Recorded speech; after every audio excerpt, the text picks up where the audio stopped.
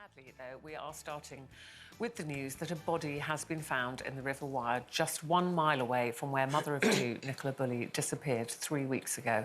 A formal identification has yet to be made, but Nicola's partner, Paul, has said the family have no words right now, just agony. Well, we can only imagine that agony, Colleen. I mean, it's been agony for them for 3 weeks, Paul and their daughters and her sister and friends. We don't know yet the identification of the body, but it's one of those situations that I think we all do. We all try and imagine how we would feel, and I don't think you can imagine to that level. And part of me thinks I would be happy to know, because you'd know, but then it takes away all hope. So it's like a catch-22 thing, really, that nothing's going to take away that pain right now. And I think what we have to be aware of before everything goes crazy again on social media and things like that is we've got to respect the family and the poor husband and the 2 kids, and let's just leave. I mean, they have had so much to deal with, Janet, haven't they? Because this has become, it's almost, for some people, become like entertainment, all these armchair detectives and TikTok. Well, it's become a circus, hasn't it? Sleuths. Even at the weekend, people were digging in the woods. Amateur detectives were digging in the woods near the spot where she went missing and filming themselves and posting it on social media. And I've written about it. I found the whole thing utterly distasteful and distressing. I also think that at the end of all of this, the police are going to have to ask themselves a load of questions, and we might wonder why, at the moment, the Lancashire Police Force have decided that they are going to investigate themselves. It might seem a good idea to draw bigger lessons from that by bringing in an outside agency to investigate this, just so that perhaps if anyone else goes missing in circumstances like this, we can learn lessons and not have this kind of thing happen again. I mean, that's the thing with social media, though, isn't it, Kelly? I mean, it's not going to go away, and these people are treating that almost like their own kind of TV station, aren't they? It's their platform, an awful lot for the family to cope with. Colleen said there about, you know, this word closure that has been used so much, but it's not, you don't want that news, do you? I agree with Colleen that all the time that person is missing, you have hope. That they're alive, that they are hopefully well somewhere, and they're just missing.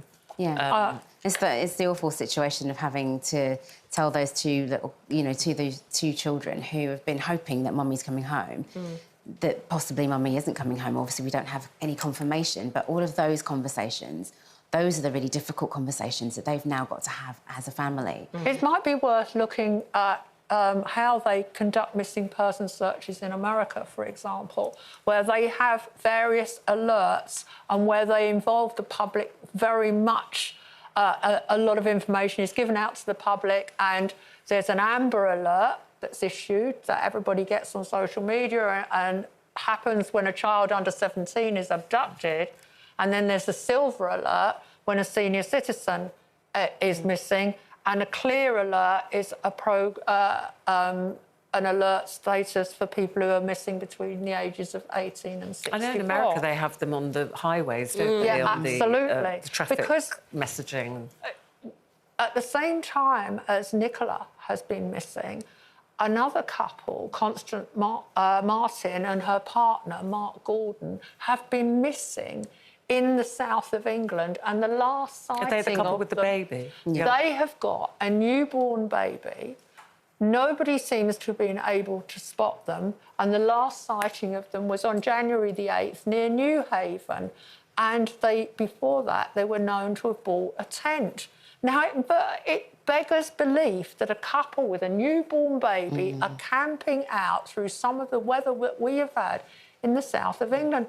But on reflection, I have walked right through the area where they were last seen. I've walked from Dungeness all the way to Weston-super-Mare, and it's true that even in, rural Sussex, there are parts where you can hide or you can camp without anyone seeing. But our thoughts must be with the tiny child that's with this couple that nobody seems to be able to But find. maybe that is their choice, possibly. Again, we don't know that they've decided to go off on their own. I think the difference with other missing people is, you know, there are thousands of missing people. Yeah. And it's interesting how certain cases capture the public's imagination or the press's imagination. All we can say, obviously, still, is that there is no confirmation that the body that's been found is Nicola Bulley, but it was just a mile from where she went missing, from where the bench was, and where the police at the time believed that she had gone into the river. So we're just waiting for confirmation on that, whether we get it today. If it comes within our programme, obviously, we will let you know.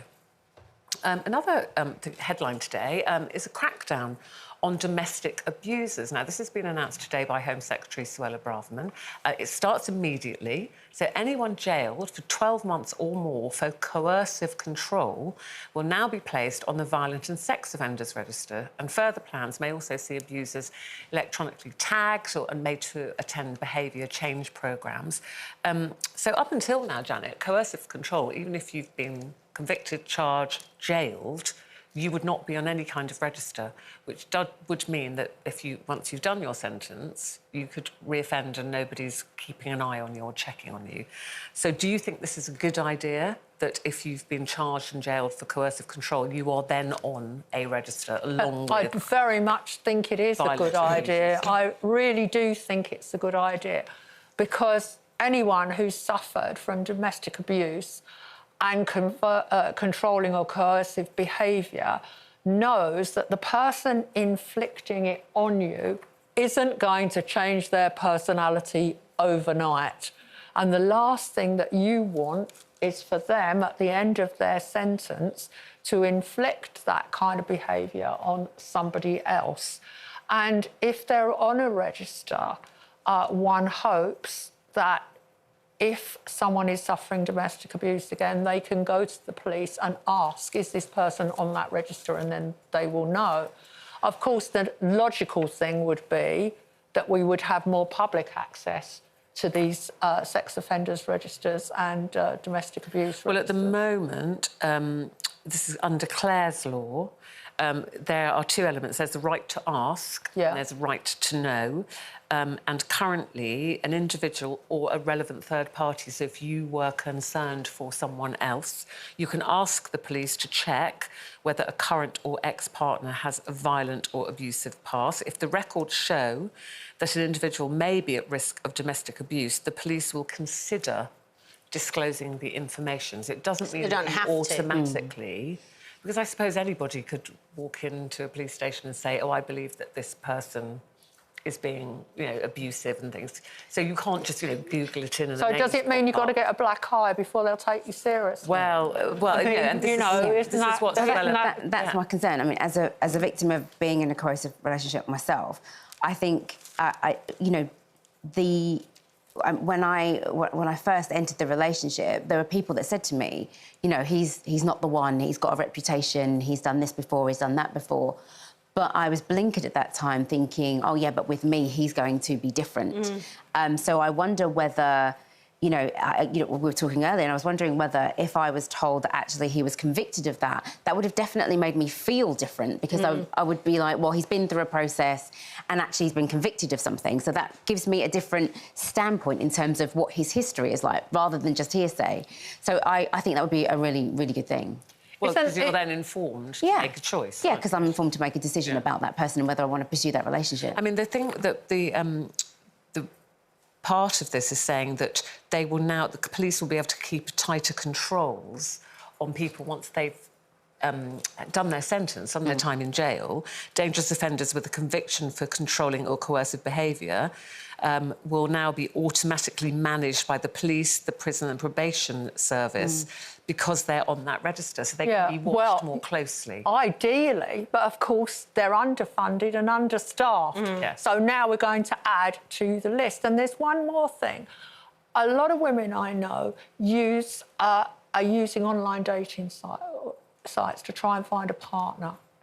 Now, what bothers me is someone that has a conviction for domestic abuse or controlling behaviour can go on these websites and look for fresh partners. And women are always, as you say, Kelly, you're always not wanting to believe the words. But then that's nothing to do with dating apps, because you can meet someone in a pub.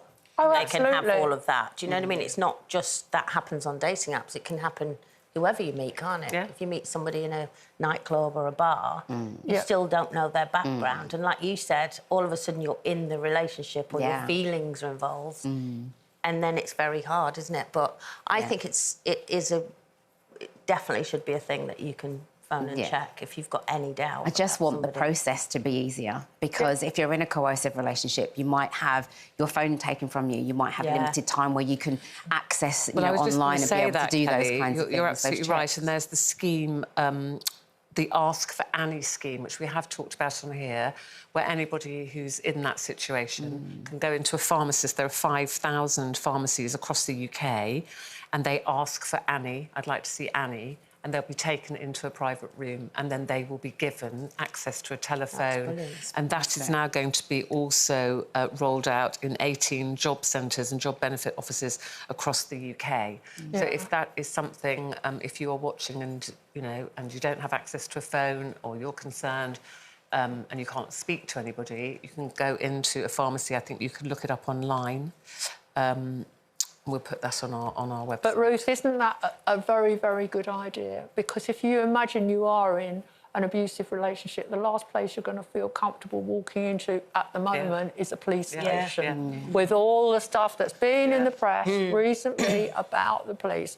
To walk into the chemist and be able to say to someone at the word Annie is just so... Ask for Annie? Ask for Annie is just so much simpler. It is. It's a great scheme.